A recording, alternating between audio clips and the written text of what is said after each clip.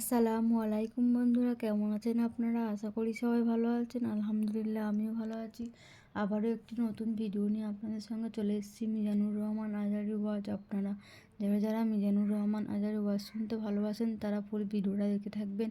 আশা করি ভালো লাগবে। ভিডিওটি যদি ভালো লাগে একটি লাইক, কমেন্ট ও শেয়ার করবেন বন্ধুরা।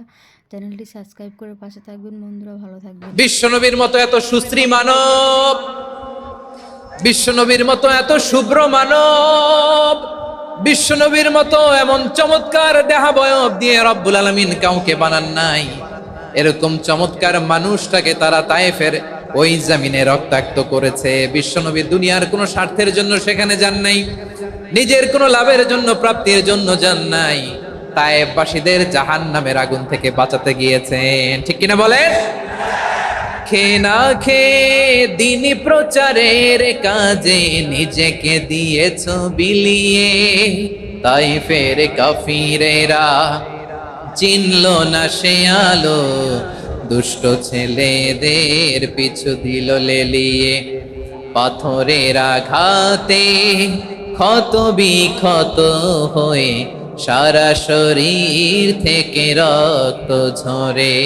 এ রাসূল তোমাকে ভুলি আমি কেমন করে, এ রাসূল তোমাকে ভুলি আমি কেমন করে।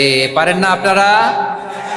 ধরুন আমার সাথে। হাজার ব্যথা বেদনার পরে ফিরে আসনি তুমি আপন ঘরে।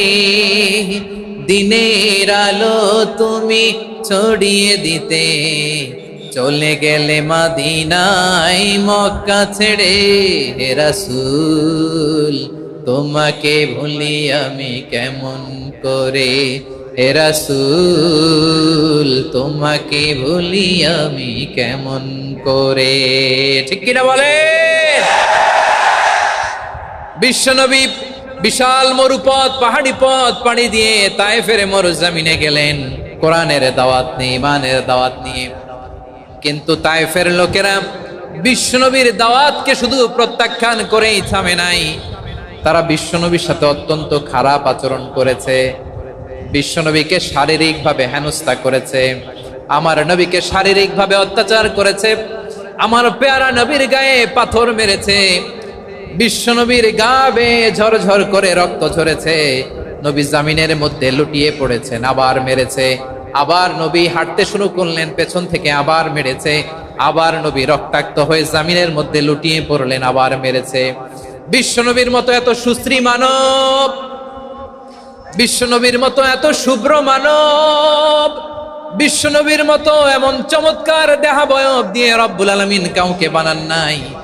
এরকম চমৎকার মানুষটাকে তারা তায়েফের ওই জমিনে রক্তাক্ত করেছে। বিশ্বনবী দুনিয়ার কোনো স্বার্থের জন্য সেখানে যান নাই, নিজের কোনো লাভের জন্য, প্রাপ্তির জন্য যান নাই। তায়েফবাসীদের জাহান্নামের আগুন থেকে বাঁচাতে গিয়েছেন। ঠিক কিনা বলেন? প্রিয় ভাইরা, তায়েফের ছেলেরা নবীকে রক্তাক্ত করলো। আমার নবী কই যাবে? কই যাবে? মক্কায় জায়গা নাই, তায়েফে জায়গা নাই। তায়েফ থেকে ভারাক্রান্ত মন নিয়ে আমার নবী মক্কায় ফিরে আসলেন। বিশ্বনবী মক্কায় ঢুকতে পারেন না।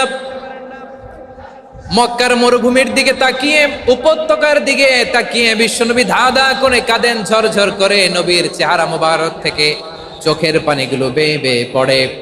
আমার জন্মস্থান, আমার শৈশব, কৈশোর, যৌবন কেটেছে এই মক্কায়, আমার এলাকায় আমি ঢুকতে পারি না। বিশ্বনবী মক্কার অনতি দূরে দাঁড়িয়ে জায়েদকে পাঠালেন, জায়েদ যাও দেখো কেউ আমাকে সাপোর্ট করার মতো আছে কিনা, যাও অমুকের কাছে যাও।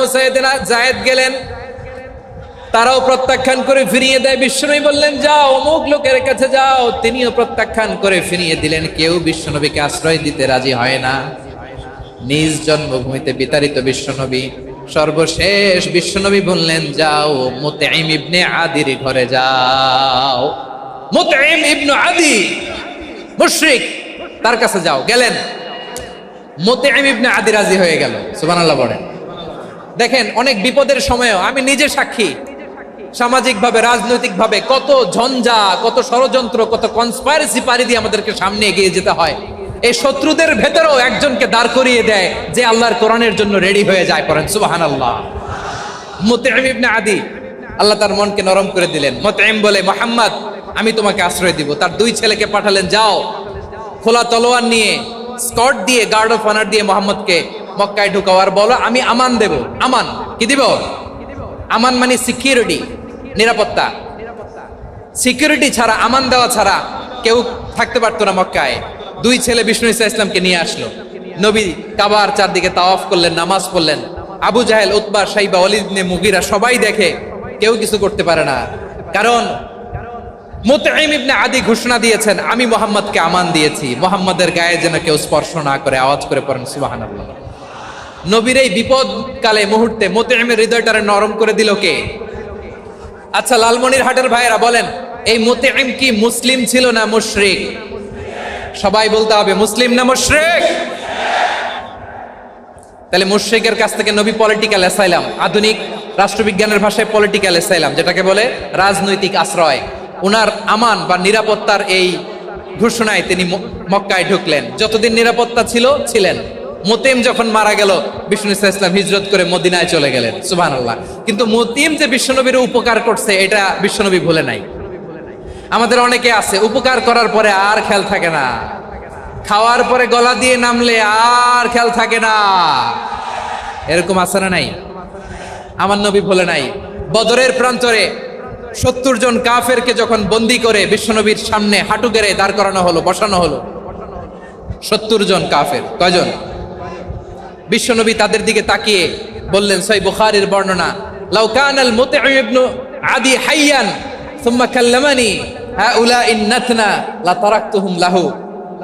বদরের প্রান্তরে 70 জন বন্দী কাফিরের দিকে তাকিয়ে আমার নবী বললেন, আজকে মুতঈম ইবনে আদি যদি বেঁচে থাকতো আর তোমাদের 70 জনের ব্যাপারে যদি মুতঈম এক বাক্যে একটা সুপারিশ করতো, তার সম্মানে আজকে তোদের সবাইকে আমি মাফ করে দিতাম।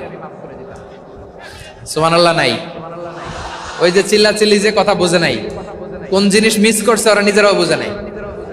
বিশ্বনবী মুতঈমের এই সাহায্যের কথা বলে নাই। 70 জন মুশরিক হাঁটু গেড়ে বসা, নবী চাইলে এখনই এক্সিকিউশন অর্ডার দিতে পারে। তিনি বললেন, আজকে যদি মুতঈম বেঁচে থাকতো আর মুতঈম যদি তোদের জন্য সুপারিশ করতে, এই আবর্জনাগুলোর ব্যাপারে সুপারিশ করতে, আমি মুহূর্তেই তোদেরকে এমনি মাফ করে দিতাম। এবার বলেন, ইসলাম কি ন্যারো মাইন্ডেড না ব্রড মাইন্ডেড? শুধু তাই নয়, যাকে যে সম্মান দেয়ার আমার নবী দিতেন, হোক আস্তিক হোক নাস্তিক, হোক মুসলিম হোক অমুসলিম। বিষ্ণু ঈসা ইসলাম যখন রোমান সম্রাটের কাছে চিঠি লিখেছেন, আমার প্রিয় লালমনিরহাটের ভাইরা, অল্প কয়েক মিনিট কয়েকটা জরুরি কথা বলবো। এদিকে তাকান, এদিকে তাকান।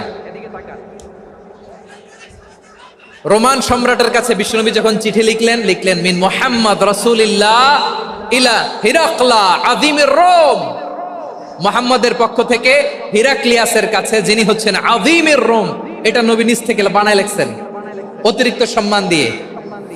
কোন রাষ্ট্রপ্রধান যখন আসে তাদেরকে আমরা কি বলি জানেন? তার নামের শেষে HE এটা লিখতে হয়। H.E. মানে হিজ এক্সেলেন্সি। কি লেখে? হিজ এক্সেলেন্টি, অথবা ইউর হাইনেস, ইউর ম্যাজেস্টি। দেখেন, বিশ্বনবী সাল্লাল্লাহু আলাইহি ওয়াসাল্লাম সব নবীদেরও নবী। তিনি একজন মুশরিক খ্রিস্টান সম্রাট, রোমান সম্রাটের কাছে চিঠি লিখতে যেয়ে লিখতেছে, ইলা হিরাকলা আযীমির রোম। হিরাক্লিয়াসের কাছে আমার চিঠি, যিনি রোমের আযীম, হিজ হাইনেস, মানে রোমের অনেক সম্মানিত এক বাহাদুর। আওয়াজ করে বলেন সুবহানাল্লাহ। তার মানে যাকে যে সম্মান দেয়ার এটা বিশ্বনবী দিতেন। এমনকি যেই ইহুদিরা ভালো ছিল, এই ইহুদিদেরও প্রশংসা করেছেন বিশ্বনবী মুহাম্মদুর রাসূলুল্লাহ সাল্লাল্লাহু আলাইহি ওয়াসাল্লাম। এক ইহুদির প্রশংসা করেছেন বিশ্বনবী। ইহুদির কার? আমি তো আমার ভাইয়ের প্রশংসা করি না, আমি তো এক আলেম আরেক আলেমরে স্পেস দেই না, আমি তো এক দায়ী আরেক দায়ীর সাথে বসতে চাই না। আমার নবী ইহুদির প্রশংসা করে। কার প্রশংসা? ওই ইহুদির নাম ছিল মুখাইরিক। সিরাত গ্রন্থ ঘাটলে পাবেন। তিনি বলেছেন, মুখাইরিক খাইরু ইয়াহুদ, Mukhayriq is the best of the Jews. জুইশদের মধ্যে সে সবচেয়ে ভালো। কেন প্রশংসা করলেন তার? এর কারণ মদিনা চার্টারে কথা ছিল, সব ধর্মের মুসলিম, মুশরিক, ইহুদিরা মিলে মদিনাকে রক্ষা করবে। কিন্তু তৃতীয় হিজরিতে যখন উহুদের যুদ্ধ শুরু হলো, সবার কথা ছিল যেই আক্রমণ করে আমরা মদিনাকে বাঁচাবো। কোন শহরকে বাঁচাবো? মদিনাকে। কিন্তু কুরাইশরা যখন অ্যাটাক করলো, ইহুদিরা আর আসে না,